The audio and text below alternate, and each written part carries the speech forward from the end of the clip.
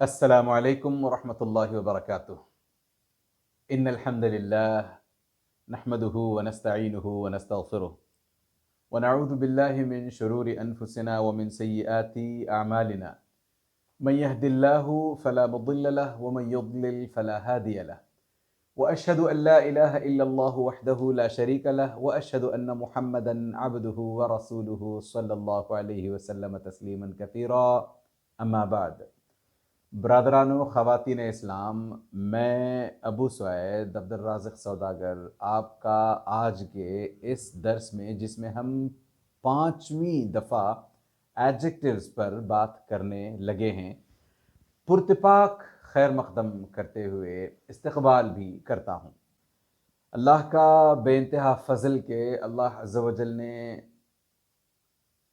हमें अंग्रेज़ी ज़बान सीखने का एक मौका इनायत फ़रमाया ताकि हम इस ज़बान के ज़रिए से न सिर्फ़ अपने माश को सुधारने की कोशिश कर सकें, बल्कि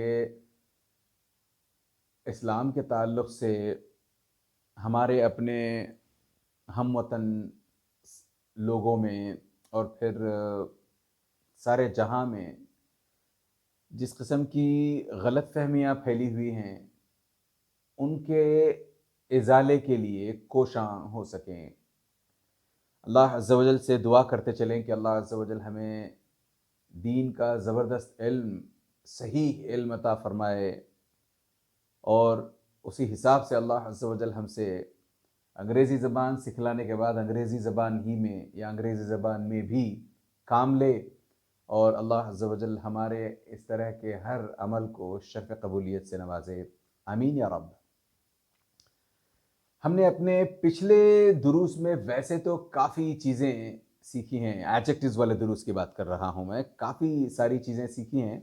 अब बस चंद एक मुलाहज़ात इस सिलसिले में, अगर आप इन्हें मुलाहज़ात का नाम देना चाहो, कुछ बारीक सी चीज़ें हैं जो हमारे लिए ज़रूरी इसलिए भी होती हैं कि हम अपना सही तरीके से न सिर्फ माफ़ी ज़मीर अदा कर सकें, बल्कि हम इस तरीके से बात करते हुए ग्रामर वगैरह की गलतियों से पाक रहें ताकि सामने वाले पर अच्छा इम्प्रेशन पड़े। क्योंकि किसी भी आदमी की हम जानते हैं काबिलियत उसकी ज़बान के नीचे छुपी होती है, उसकी ज़बान में पोशीदा होती है। आप जितना अच्छा बात करते हैं, आपको लोग उतना पढ़ा लिखा, उतना एजुकेटेड तसव्वुर करते हैं। तो उस हिसाब से हम इन बारीकियों को इस नाहिए से भी दूर करते चलें कि इस्लाम के मैसेज को लोगों तक पहुंचाने में मुकम्मल परफेक्शन के साथ हम आगे बढ़ें। अगर मुकम्मल ना सही, कम से कम कोशिश तो करें कि मुकम्मल कर लें इस चीज़ को इंशाअल्लाह ताला। चलें, हमने अपने पिछले दुरूस में खुसूसन कंपैरेटिव्स डिग्रीज़ को लेकर के, कंपैरेटिव और सुपरलेटिव की डिग्रीज़ को लेकर के जो बातें की थीं, उसमें दो एक बुनियादी बातें और हैं जो मैं बताना चाहूँगा। याद है मैंने आपसे कहा था कि बहुत सारे डाइसिलैबिक एडजेक्टिव्स और तमाम के तमाम मोनोसिलैबिक एडजेक्टिव्स अपनी कंपैरेटिव बनाते हुए मोर नहीं लाते और अपनी सुपरलेटिव बनाते हुए मोस्ट नहीं लाते, बल्कि उन्हीं अल्फाज के आगे सफिक्स के तौर पर मुत्तसिलन ER और EST आ जाते हैं। ये हमने पहले सीख रखा है। अब इसकी गलती कहाँ होती है वो मैं असल में बताना चाहता था कि कई दफ़ा जब हम कहता हूँ ना, तो आप में से वो जो अब अंग्रेज़ी सीख रहे हैं, मैं उनकी बात नहीं कर रहा हूँ। कई ऐसे लोग जो कॉन्वेंट वगैरह में तक पढ़े होते हैं, इस चीज़ का ख़्याल नहीं रहता। वो एक तो ER भी लगाते हैं और साथ-साथ उसके मोर भी ले आते हैं। दूसरे मानों में आपको मैं अगर कहूँ आबे ज़मज़म का पानी, आप क्या कहोगे? आप मुझे एक्सप्लेन करने लगोगे कि देखो अबू सैद, या तो आप आबे ज़मज़म कहो या तो ज़मज़म का पानी कहो। आप आब अगर बोलते हो तो उसमें पहले ही से पानी का माना मौजूद है, तो फिर आप आबे ज़मज़म के बाद फिर से का पानी क्यों लाते हो? दोनों में से एक बाकी रखो। ये बिल्कुल वही चीज़ यहाँ हुआ चाहती है जब ये लोग कहते हैं इस तरीके से। मिसाल के तौर पर जब वो कहते हैं सिंपल की अगर उन्हें कंपैरेटिव डिग्री इस्तेमाल करनी हो तो सिंपलर कहने की बजाय मोर सिंपलर कहते हैं। शॉर्ट की कंपैरेटिव डिग्री शॉर्टर होता है, लॉन्ग की लॉन्गर होता है। मोर शॉर्टर बोलते हैं, मोर लॉन्गर कहते हैं, गलत है। शॉर्टर काफी है, उसमें मोर का माना पहले से है। आपके इस तरह मोर लगाने से मोर नाचेगा नहीं इसमें। लिहाजा कोशिश ये करें कि जब आप ई आर बोल रहे हों, ठीक है ना, जब आप ई आर बोल रहे हों, ई आर वाला ई आर कहीं पे लगता पक्का पता है आपको, तो ऐसी सूरत में यकीनन आप बेधड़क ई आर का इस्तेमाल करते हुए आगे बढ़ें और उस वक्त ध्यान रखें कि आप मोर या मोस्ट भी ना लगाएं जब आप ई एस टी का इस्तेमाल कर रहे हो। कई लोग ऐसे कहते हैं, मिसाल के तौर पर, he is the most cleverest man. अरे भाई, आपने जब क्लेवरेस्ट कह दिया है तो इसमें मोस्ट की मीनिंग पहले से पोशीदा है और हक अदा हो जाता है उससे। वो लोग कहते हैं नहीं, ये मुझे जब तक मैं इसको कह नहीं दूं मेरे चैन नहीं पड़ता, जब तक मैं आबे जमजम का पानी न कहूं तब तक मेरे जो है ऐसे लगता है जैसे मैं कुछ गुस्ताखी कर रहा हूं आबे जमजम को लेकर के, जमजम के पानी को लेकर। ऐसा लोगों का कुछ तस्वुर है। तो उसी हिसाब से जब ये इस तरीके की बात करते हैं तो उनको चैन नहीं पड़ता है। He is the most best कहते हैं। भाई आपने जब बेस्ट कह दिया तो पता है कि वो सबसे बेहतर हो गया, यानी बेहतरीन हो गया दूसरे मानों में। तो आप फिर ऊपर से उसको मोर या फिर मोस्ट लगाते हुए अच्छे नहीं लगते। तो इस चीज का ध्यान रखें। इसमें अलबत्ता एक सम रूल ये है, यानी सम रूल का मतलब यह है कि जब एक ज़माने में लोगों को पढ़ना लिखना नहीं आता था, खुसूसन सिग्नेचर्स नहीं कर पाते थे अपने, तो लोगों से क्या करवाया जाता था कि भाई आप इस दस्तावेज़ पर अपने थंब को, अंगूठे को लगा दें, बस ये आपका अंगूठा है और आपकी इंप्रेशन यहाँ बैठ जाएगी। उस हिसाब से ये आपके दूसरे मानों में दस्तखत जैसा हो गया। तो उस ज़माने में जबकि लोग लिखना पढ़ना नहीं जानते थे तो इसी अंगूठे का इस्तेमाल करते थे, तो अंगूठा छाप। तो ये जो रूल मैं बता रहा हूं वो अंगूठा छाप है, आपकी इसमें तज़मीम मकसूद नहीं है। बस मैं बता रहा हूं कि अगर आपको ये रूल याद न रहे और फिर परेशानी आपको हो तब आप, ठीक है, जब तक आपको आदत नहीं हो जाती तब तक आप मोर का इस्तेमाल करो, मगर साथ में फिर जब आपने मोर पहले कह दिया है तो अब आपको सिंपलर कहने की, स्मार्टर कहने की, शॉर्टर कहने की ज़रूरत नहीं है। बस आपने मोर कह दिया सिंपल, मोर कह दिया स्मार्ट, मोर कह दिया शार्प, मोर कह दिया शॉर्ट, बस ऐसे बोलते हुए चलो। कब? जब आपको इन चीज़ों के बीच में फ़र्क ना महसूस हो या फिर आप बोलते हुए ई आर के बारे में सर्टेन ना हो या फिर आपको याद नहीं आ रहा है कि ई आर लगता है कि नहीं लगता है यहाँ पर, ऐसी सूरत में आप मोर लगाते हुए आगे बढ़ सकते हैं। इसी के साथ मैं एक और चीज़ आपके सामने रखूं कि जब किसी एक बंदे की दो अलग अलग चीज़ों के बारे में बात हो रही हो, एक बंदा है जैद, जैद की बहादुरी की भी बात हो रही है और जैद की चालाकी की भी बात हो रही है, तो ऐसी सूरत में कभी कभी ऐसा होता है ना कि जैद आया बहादुर ज्यादा है या चालाक ज्यादा है ना। कभी कभी होता है ऐसा कि दो खासियतें तो हैं, मगर कौन सी खासियत ज्यादा निखर कर आई है इसके अंदर, ज्यादा बहादुर है वो या ज्यादा चालाक है। ये तो नहीं हो सकता ना कि ज्यादा बहादुर है या ज्यादा डरपोक है, ये तो ऑपोजिट हो गए। ज्यादा बहादुरी किसी के अंदर होती है, वहीं चालाकी भी होती है, अक्लमंदी भी होती है, ठीक है। तो ये बहादुर ज्यादा है या अक्लमंद ज्यादा है। तो इन या इस तरह की सिफात का जब आप मुवाजना करने चलो तो उस वक्त याद रखो कि ई आर लगते हुए भी, यानी ई आर के लिए अगर जो वर्ड आप यूज करना चाहते हो क्वालिफाई कर भी जाता है तब भी इस्तेमाल नहीं करोगे, ठीक है। मिसाल के तौर पर वही ब्रेव आप कहना चाहते हो, ब्रेव का तो सीधे सीधे ब्रेव बनता है, वैसे ही क्लेवर का भी सीधे सीधे क्लेवर बनता है। उसके बावजूद भी आप उस वक्त पर आप यूं नहीं कहोगे क्लेवरा या फिर ब्रेवा, ये नहीं कहोगे जैद इज क्लेवरा और ब्रेवर, नहीं, इज जैद मोर क्लेवर और मोर ब्रेव, ज्यादा चालाक है या ज्यादा बहादुर है। इसके अलावा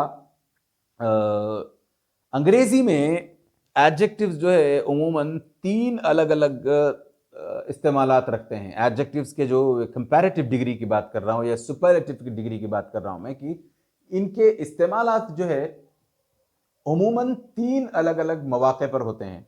एक मौका वो जब आप किसी चीज की तुलना करते हुए दोनों में कौन, किसको फजीलत ज्यादा है, किसको फजीलत कम है, कौन बरतर है, कौन कमतर है, इस चीज को दर्शाने के लिए, इस चीज के लिए पहली उसकी कैटेगरी होगी कि ऐसे इस्तेमाल होता है वो।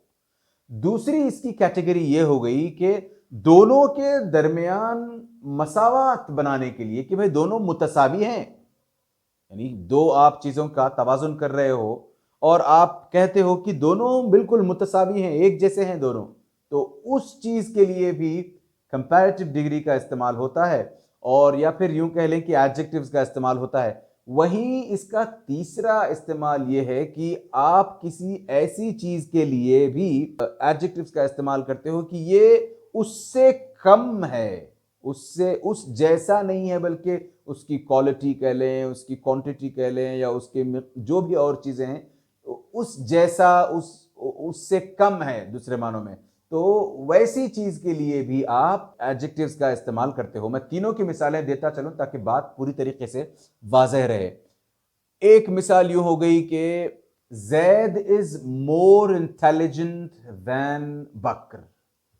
आपने दोनों की इंटेलिजेंस की बात की है और आप कहते हो कि दोनों में जैद थोड़ा सा बरतरियत रखता है, फौकियत रखता है। Zaid is more intelligent than Bakar. अब ये सुपरलेटिव में भी चलेगा, मैंने कहा था, सिर्फ कंपैरेटिव डिग्री तक नहीं बल्कि सुपरलेटिव में भी। आप चाहें तो कह लें Zaid is the most intelligent of all. Zaid सब में सबसे ज्यादा इंटेलिजेंट है, जितने भी लोग हैं उसकी क्लास के हुए या उसकी कंपनी के हुए या उसके घर के लोग हुए, सबसे ज्यादा इंटेलिजेंट वो है। तो आपने मोस्ट कहा वहां पर तो भी चलता है वहां पर वो। तो एक हो गई ये कैटेगरी जिसमें आपने फौकियत वाली बात रखी है। अब मुतसावी जैसे होता है उसकी बात यह है कि Zaid is as intelligent as Bakr is. Zaid उतना ही इंटेलिजेंट है जितना कि बकर। तो मुतसावी हो गए दोनों। उसी हिसाब से आप यूं भी कह सकते हो Zaid is less intelligent than Bakar, है ना। जैद इज लेस इंटेलिजेंट, हमने यहां पर बरतरी नहीं लाई है। हालांकि देखने में अगर मानन देखें आप तो यार अब तो आप बकर की बरतरी बयान कर रहे हो, ऐसे होता है, मगर बात जैद की बकर की बरतरी की नहीं है बल्कि कमतरी की बात, जैद की कमतरी की बात है। लिहाजा बकर के बारे में बात नहीं, जैद के बारे में बात हो रही है। तो जैद इज लेस, आप कहें Zaid is less intelligent than Bakar. तो ये 3 अलग अलग मिसालें हो गई। अच्छा, मैंने इसमें सिर्फ एक वाली, पहली वाली कैटेगरी में सुपरलेटिव की मिसाल दी थी। मैं अभी बाकी 2 कैटेगरीज में भी सुपरलेटिव की मिसाल देते हुए चलता हूं। हमने कहा था Zaid is the most intelligent of all. आप चाहें तो यूं भी कह लें Zaid is as intelligent as all the other people in the room. सब जैसा है वो, ठीक है। अब इसके बाद वाली मिसाल, यानी जिसमें हम कमतरी वाली बात करते हैं, उसकी मिसाल देता चलूं सुपरलेटिव में। Zaid is the least intelligent of all the people. Least कहा मैंने, याद है मैंने वहां पर लेस कहा था, उसकी मैंने सुपरलेटिव डिग्री लाते हुए कहा है Zaid is the least intelligent of all the people. ये बात होगी। एक और इसमें बारीकी ये है, अब आपने गौर करके देखा होगा, अगर आपने नहीं देखा है तो वापस जा करके दोबारा गौर करके देखें, इसे 2-4 मिनट पीछे चले जाएं, आपको समझ में आएगा। मैंने जब मोस्ट इंटेलिजेंट कहा, लीस्ट इंटेलिजेंट कहा, तब मैंने दी कहा, द नहीं कहा। याद है जब हम आर्टिकल्स पढ़ रहे थे, हमने आर्टिकल्स में कहा था कि द और दी लफ्ज तो एक है, इसकी 2 अलग अलग प्रोनाउंसिएशंस आती हैं, हमने कहा था। और मैंने उस वक्त ये भी बात आपके सामने रखी थी कि एक इस्तेमाल तो हमें पता है उसका, आर्टिकल्स पढ़ते हुए सीख लिया था एक इस्तेमाल हमने, कि जब जब वावल साउंड आए तो दी होगा, जब कॉन्सोनेंट साउंड आए तो द होगा। अब उसका दूसरा इस्तेमाल यह है कि जब आप सुपरलेटिव वाली डिग्री इस्तेमाल कर रहे हों तब आप द नहीं कहोगे, दी कहोगे। अगर आपकी जबान साथ नहीं देती है, अब उस वक्त आपके मुंह से द ही निकलता है, कोई मुजायका नहीं। अगर आप कर पाओ ये, ब्रिलियंट। अगर आप नहीं कर पाओ कोई हर्ज नहीं, ठीक है। तो Zaid is the most intelligent, Zaid is the least. अब यहां पर हम द मोस्ट और द लीस्ट कहते हुए वावल है कि नहीं, कॉन्सोनेंट है कि नहीं, वो नहीं देखेंगे हम। सुपरलेटिव वाली डिग्री आ गई है तो सीधा सीधा हम इसके आगे इस्तेमाल दी का करेंगे। ये हो गया। अगर ऐसे मौके पर आपको ध्यान में नहीं रहता कि दी कहना है क्या द कहना है, तब वही फिर से अंगूठा छाप वाला रूल, ठीक है ना, थंब रूल जिसे कहते हैं हम, कि बस आप द हर जगह इस्तेमाल करते जाएं। एक चीज का अब तक आपने बगौर अंदाजा लगाया होगा, महसूस किया होगा एक चीज को, कि जब जब हम कंपैरेटिव डिग्री ले आते हैं तब तब उमूमन वैन का लफ्ज आता है। उसकी स्पेलिंग पर ध्यान दें, THAN वाला वैन है, THEN वाला नहीं। तो ये जब भी कंपैरेटिव डिग्री आए, मेरे अल्फाज पर गौर करें, मैंने कहा उमूमन इसका इस्तेमाल होता है। इसका ये मतलब नहीं कि हमेशा ही इसका इस्तेमाल हो, ठीक है। कई दफ़ा होता है इस्तेमाल, कई दफ़ा इस्तेमाल नहीं होता है। हाँ, मैं इसकी बात नहीं कर रहा हूं जो जिसकी मिसालें मैंने आपके सामने अभी तक रखी हैं कि उसमें वैन का तो लफ्ज आ गया। मैं आपको अब वो मिसाल देने चला हूं जहां पर वैन नहीं आता है, कंपैरेटिव डिग्री ही है मगर वैन का लफ्ज नहीं आता है। वो इसलिए कि वो वैन का लफ्ज महजूफ माना जाता है, जबानी तौर पर अदा ना हो मगर समझा जरूर जाता है कि हाँ यही माना इसका मतलूब है। मिसाल के तौर पर, These children are happier now। अगर मैं कहूं कि ये बच्चे अब ज्यादा खुश हैं, तो इसके साफ समझ में आता है इससे कि पहले ज्यादा खुश नहीं थे। These children are happier now, happier कहा मैंने, अब मुझे आगे than की जरूरत नहीं पड़ी। वैसे ही these students are the most intelligent, these students are the most intelligent। अगर मैं यूं कहूं कि ये सबसे ज्यादा इंटेलिजेंट स्टूडेंट्स हैं, the students are the most intelligent मैंने कहा, तो मुझे फिर आगे of all the people, of all the students, of all the university graduates, मैं इन तमाम चीजों की अब जरूरत नहीं रहती। खुद ब खुद महजूफ होने के बावजूद भी मान लिया जाता है कि ये ऐसे है, इसी वजह से इसका इस्तेमाल ऐसे हो रहा है। एक आखिरी बात कहते हुए मैं इंशाअल्लाह ताला आज का ये दर्स ख़त्म करता हूँ। एक लफ्ज़ हमने पढ़ा था ओल्डा और एक और लफ्ज़ हमने पढ़ा था एल्डा। इनके इस्तेमाल में एक चीज़ का ध्यान रखना है, वो ये है कि जब तक हम एक फैमिली ही के मेंबर्स की बात कर रहे हों तब तक एल्डा आएगा। यानी ये मेरा बड़ा भाई है जब हम कहेंगे तो he is my elder brother, he is elder to me, वो मुझसे बड़ा है, ठीक है। शी इज एल्डर टू मी।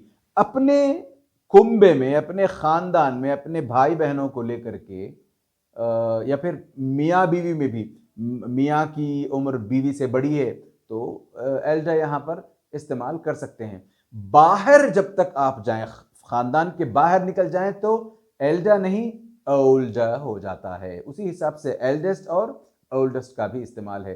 चले, हमने काफ़ी बातें आज सीखी हैं एडजेक्टिव्स के ताल्लुक से। अल्लाह की ज़ात से उम्मीद करते हैं कि जो कुछ हमने इसमें सीखा है वो सब न सिर्फ याद रहे बल्कि हम इसको अच्छे से प्रैक्टिस भी कर सकें और अच्छे से अदा भी कर सकें। आमीन या रब। वसल्लल्लाहु अला नबीना मुहम्मद व अला आलिहि व सहबिहि अजमाइन। अस्सलामु अलैकुम व रहमतुल्लाहि व बरकातुहू। सुब्हानकल्लाहुम्मा व बिहम्दिका अशहदु अल्ला इलाहा इल्ला अंता अस्तगफिरुका व अतूबु इलैक।